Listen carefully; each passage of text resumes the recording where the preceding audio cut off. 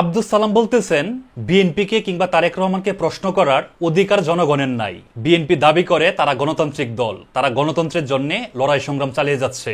আপনারা যদি সত্যি গণতান্ত্রিক দল হন, মানে গণতন্ত্রে বিশ্বাস করেন, আপনারা যদি জনগণের কাছে ভোট চাইতে পারেন, তাহলে জনগণের অবশ্যই অধিকার আছে বিএনপি কিভাবে চলে, বিএনপির আয়ের উৎস কি, তারেক রহমান কিভাবে চলেন, তারেক রহমানের আয়ের উৎস কি।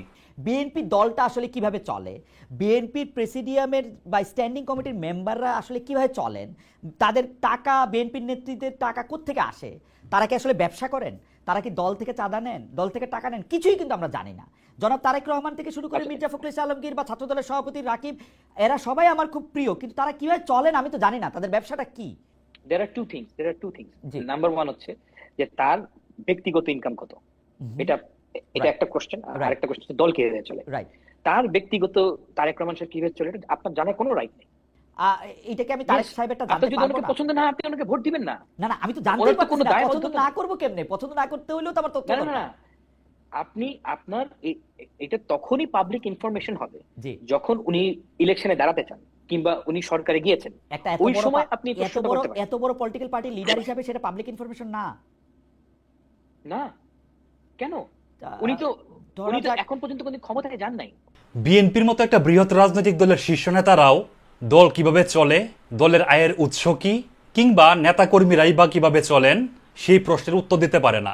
সেই প্রশ্নের উত্তর দিতে গেলে তারা লেজে গোবরে বস্তা পাকিয়ে ফেলে। এই একই প্রশ্নের উত্তর আপনি জামাত কিংবা এনসিপি কে করেন, তারা সুন্দর করে এর উত্তর দিয়ে দিবে। কিন্তু বিএনপির কোনো নেতাকর্মী এই প্রশ্নের উত্তর দিতে পারবে না, কারণ তাদের দল চলে চাঁদাবাজির টাকায়। বিএনপির শীর্ষ নেতাদের কাছে উত্তর নাই দল কিভাবে চলে কিংবা তারা কিভাবে চলেন। তারা মুখের উপর উত্তর দিয়ে দেন। এরকম প্রশ্ন করার অধিকার আমরা নাগরিকদের নাই।